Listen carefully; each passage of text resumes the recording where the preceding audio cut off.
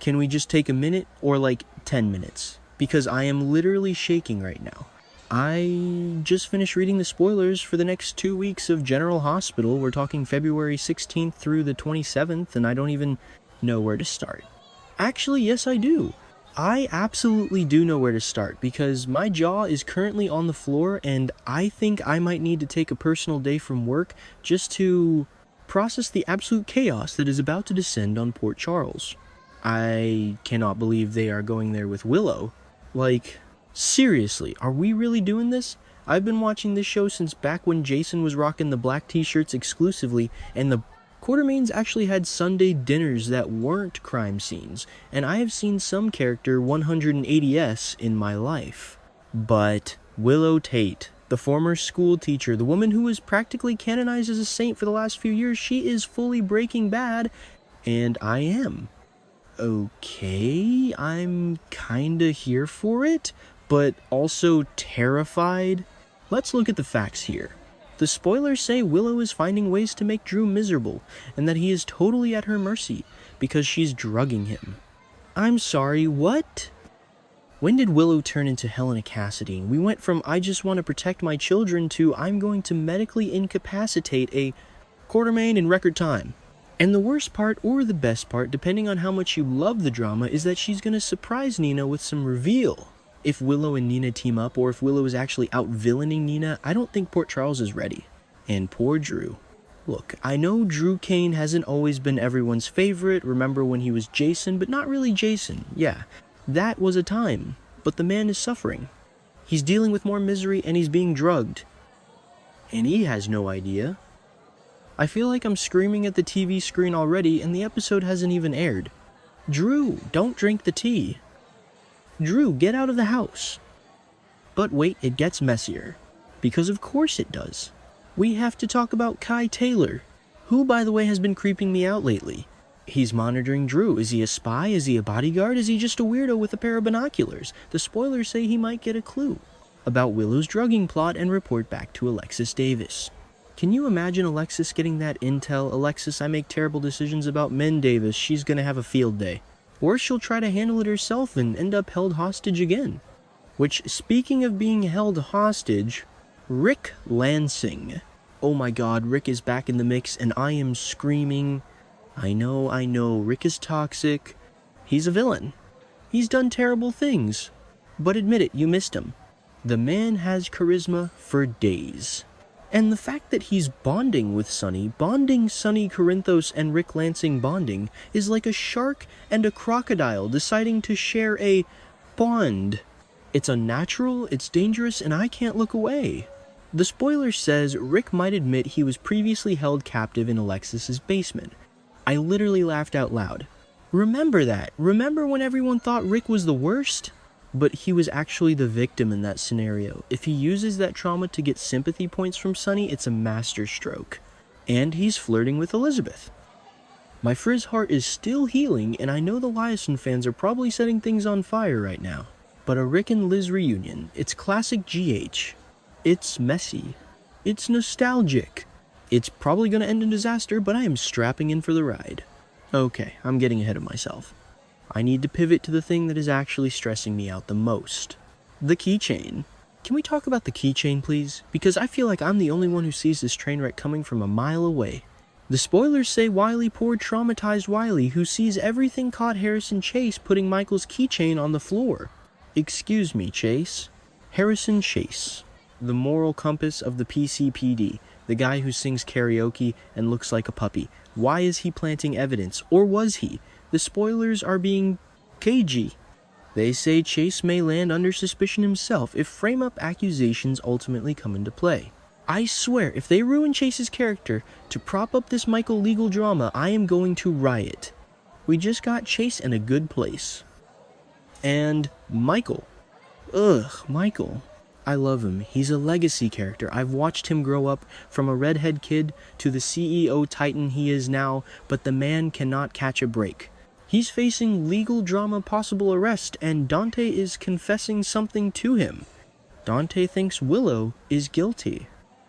Which, to be fair, she is of the drugging at least. But does Dante know that, or does he just have a cop's intuition? This brother versus brother dynamic, or cousin versus brother, the family tree is a wreath, you know what I mean, is going to be intense. If Dante helps take Michael down, or if Michael goes down because of Willow's planted key, the Corinthos Sunday gravy is going to be awkward for the next decade. But wait, I haven't even touched on the romance drama yet.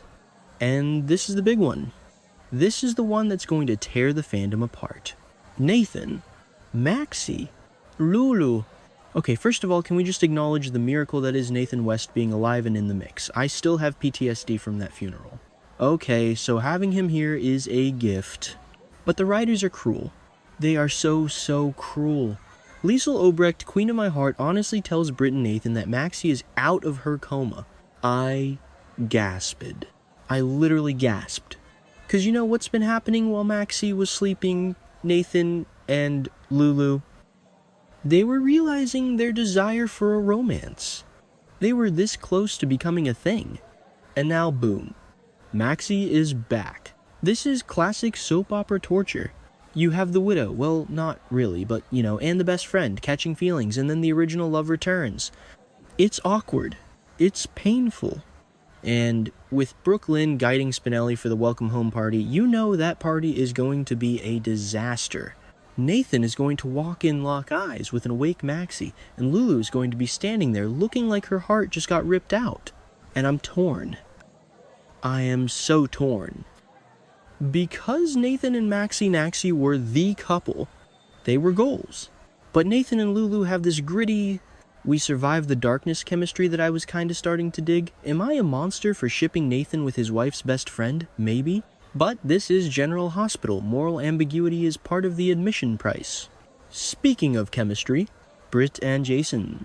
The J-Brit fans rise up. We are being fed. Britt is secretly seeking out Jason for Valentine's Day. Secretly, that one word adds so much spice. It means they know it's dangerous. It means the stakes are high. And why are they high? Because of Ross Cullum. Who is this guy? I mean, I know he's bad news, but Ross Cullum's Wrath. It sounds like a heavy metal band or a medieval torture device. The fact that Britt is risking it all to sneak a romantic moment with Stone Cold Jason Morgan, it just proves that she is the only woman who can truly handle him. Sorry, Sam fans. Sorry, Liz fans. But Britt gets him. She doesn't try to change him. She just puts on a fabulous coat, dodges the bad guys, and meets him in the shadows. That is romance in 2026, people. But I'm worried. The spoilers say Britt could unleash Cullum's wrath on Jason. If Jason gets hurt because of Britt, the guilt is going to destroy her. And we've seen Britt spiral before. I don't want sad Britt. I want snarky confident I'm the Britch Brit.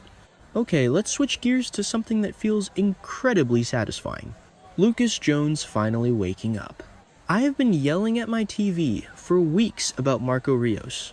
Weeks! The guy's walking around Windermere like he owns the place, lying through his teeth, and Lucas has just been nodding along like a lovesick puppy. It was embarrassing. Lucas is a doctor. He's a smart guy. Why was he so blind? But next week, it's happening. Lucas is having a heated confrontation with Marco. He's calling him out. He's moving out of Windermere. And best of all, he's tracking down Carly to admit she was right. Can we pause on that? Carly was right. I know half the fandom hates hearing those words. I know Carly Spencer can be a lot. She's loud, she's meddlesome, she's everywhere. But you have to admit, the woman has a sixth sense for scumbags. She warned Lucas about Marco. She warned him about Sidwell. And nobody listened. They never listen. They just say, oh, Carly, you're just being dramatic. And then 3 months later, when the house is burning down and the villain is twirling his mustache, who do they come running to Carly? I hope Carly doesn't gloat. Okay, I lie. I hope she gloats a little bit. She deserves a little I told you so moment. But mostly, I'm just glad Lucas is safe. Well, mostly safe. Sidwell is worried Lucas knows too much. That puts a target on his back. And with Lucas being a legacy character, Tony and Bobby's son, I get nervous when targets appear on backs. And speaking of Sidwell, Tracy Quartermain versus Gents Sidwell, inject this into my veins. Immediately. Tracy Quartermain is an icon. A legend. If there is one person in Port Charles you do not want to cross, it's not Sunny. It's not Jason. It's Tracy. She will destroy you with a withering look and a hostile takeover before you've even finished your espresso. The spoilers say Sidwell gets on Tracy's bad side and she delivers a warning regarding deception. I don't know what Sidwell thinks he's doing messing with deception, but he is barking up the wrong money tree. Tracy, defending the family business, even the tangential parts of it, is my favorite flavor of Tracy. I hope she eviscerates him verbally. I hope she makes him cry. This connects back to the whole corporate intrigue plot, which, I'll be honest, sometimes bores me, but when Tracy is involved, I am listening. I am taking notes. Wait, I almost forgot the most emotional part of the spoilers. The Luke Spencer tribute. February 20th. Mark your calendars. Buy the tissues. A special episode dedicated to the memory of Luke Spencer. I know Luke was controversial.